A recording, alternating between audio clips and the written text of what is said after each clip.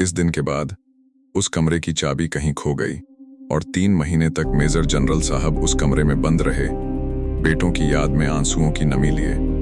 कोई उन्हें नहीं देख सका, कोई उनकी आवाज तक नहीं सुन सका और धीरे धीरे उस कमरे से अजीब अजीब आवाजें आने लगीं, बेटों को पुकारती चीखें बनकर।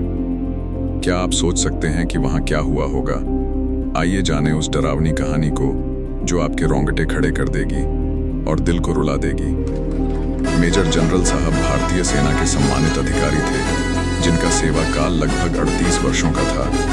हर पल बेटों के लिए समर्पित, उन्होंने कई महत्वपूर्ण स्थानों पर अपनी सेवाएं दी, बेटों के भविष्य की नींव मजबूत करते। उनका सैन्य करियर देहरादून के प्रतिष्ठित नीलम सैन्य अकादमी से शुरू हुआ, जहां से उन्होंने अपनी कठिन प्रशिक्षण यात्रा पूरी की। इसके बाद वे जम्मू कश्मीर और लद्दाख के भयंकर पहाड़ी इलाकों में तैनात रहे, जहां उन्होंने सीमा सुरक्षा और आतंकवाद के खिलाफ कई अभियानों का सफल संचालन किया। मेजर जनरल साहब ने दिल्ली में राष्ट्रीय रक्षा अकादमी और उच्च कमान के केंद्रों में रणनीतिक योजनाओं का निर्माण और क्रियान्वयन किया।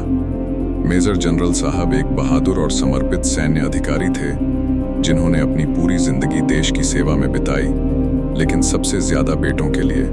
वे सेना से सेवानिवृत्त हो चुके थे, लेकिन सम्मान और अनुशासन में सर्वोच्च माने जाते थे। बेटों के लिए आदर्श बनकर अपने कर्तव्यों के प्रति उनकी लगन और साहस के किस्से सभी को प्रेरित करते थे, खासकर बेटों को, जो अब अनजान बन चुके थे। उम्र के आखिरी पड़ाव में वे शारीरिक रूप से कमजोर हो गए थे। बेटों को विदेश घूमने का मन हुआ। वे उत्साहित थे, लेकिन पिता के लिए चिंतित भी। बड़े बेटे ने कहा, "पा, हम जा रहे हैं, लेकिन आपकी एक भी परेशानी नहीं होनी चाहिए। हम नौकर को सौंप कर जा रहे हैं, वो आपका हर काम करेगा।" कन मेजर जनरल साहब ने मुस्कुराते हुए कहा, "कन बेटा, जाओ निश्चिंत होकर, मैं ठीक हूं, बस फोन पर बात करते रहना।"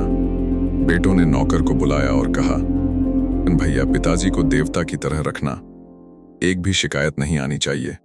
समय पर दवा, खाना, सब कुछ टाइम पे होना चाहिए। हम 3 महीने बाद लौटेंगे।" नौकर ने सिर झुकाकर कहा, "तब भरोसा रखिए।" बेटे चले गए, सोचकर कि सब ठीक रहेगा, लेकिन नियति को कुछ और ही मंजूर था। मेजर जनरल साहब का एक बेटा गर्मियों की छुट्टियां बिताने फ्रांस चला गया, दूसरा लंदन और तीसरा पेरिस। पिता की आंखों में आंसू छोड़कर वो बूढ़े पिता घर के कमरे में अकेले सांस लेते रहे। न वो चल सकते थे, न किसी को आवाज लगा सकते थे, बस बेटों की तस्वीरें निहारते, दिल टूटता हुआ। उस दिन नौकर को घर से बाहर राशन लाने जाना था। नौकर ने घर को ताला लगाया और बाजार से सामान लेने चला गया। रास्ते में नौकर का एक्सीडेंट हो गया। लोगों ने नौकर को अस्पताल पहुंचाया, जहां नौकर कोमा में चला गया और कभी होश में नहीं आया। नौकर के पास उस कमरे की चाबी थी, जिसमें मेजर जनरल साहब थे, और मेजर जनरल साहब के बेटों ने घर की बाकी चाबियां अपने साथ ले ली थीं। इसलिए वह कमरा ताला बंद रह गया, अंधेरे और तन्हाई की कैद में। अब वो वृद्ध मेजर जनरल उस कमरे में बंद थे, न उठ सकते थे, न किसी को बुला सकते थे, न फोन कर सकते थे, बस बेटों की याद में डूबते, आंसुओं की बाढ़ में। देखते देखते 3 महीने हो गए। तीनों बेटे छुट्टियां मनाकर घर वापस आए। जब मेजर जनरल साहब के बेटे लौटे और जबरदस्ती ताला तोड़ा गया, तब जो दृश्य था वो देखने लायक नहीं था, दिल फटने वाला। मेजर जनरल साहब की लाश की हालत देखकर हर किसी का दिल कांप गया, पछतावे की आग में। यह घटना हमें सिखाती है कि हम कैसे अपनी सारी उम्र, अपनी मेहनत, अपना शरीर, अपना पैसा, सब कुछ अपने बच्चों के भविष्य के लिए लगा देते हैं, परंतु हम उन्हें मानसिक, भावनात्मक और नैतिक रूप से मजबूत बनाना भूल जाते हैं। रिश्तों की कमजोरी। हर व्यक्ति वही काटता है जो वह बोता है, कर्म की सच्चाई। हमें भी सोचना चाहिए कि हम अपने बच्चों को कैसी शिक्षा और संस्कार दे रहे हैं, दिल की गहराई से। यह सच्ची घटना है जो इंसानियत और रिश्तों दोनों को शर्मसार करती है, आंसुओं की बाढ़ लाती। मन सचमुच रो पड़ता है। यह कहानी हमें सिखाती है कि जिंदगी में केवल पैसा, संपत्ति या भौतिक समृद्धि ही सब कुछ नहीं होती।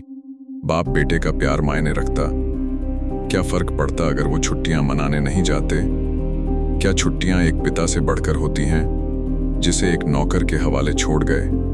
हम अपनी पूरी मेहनत, अपनी जिंदगी, और अपनी खुशियां अपने बच्चों के भविष्य के लिए समर्पित कर देते हैं, लेकिन अक्सर हम उनके लिए मानसिक, भावनात्मक और नैतिक प्रशिक्षण देना भूल जाते हैं। खोई हुई संवेदना। यदि हम अपने बच्चों को अच्छी शिक्षा, संस्कार और परिवार के महत्व को नहीं सिखाएंगे तो भविष्य अंधकारमय हो सकता है। भले ही हमारी मेहनत उनकी सुविधा के लिए हो, पर रिश्तों का असली मूल्य समय देना, प्यार देना और सहानुभूति दिखाना होता है। अंत में यह कहानी हमें चेतावनी देती है कि हमें अपने रिश्तों को सिर्फ धन से मापना नहीं चाहिए, बल्कि मानवता और अपनापन बनाए रखना चाहिए। बाप बेटे के बंधन की गहराई में। लाइक करो अगर यह कहानी आपको रुला गई। सब्सक्राइब करो ऐसी सच्ची कहानियों के लिए। कमेंट में लिखो, मैं अपने माता पिता का ध्यान रखूंगा।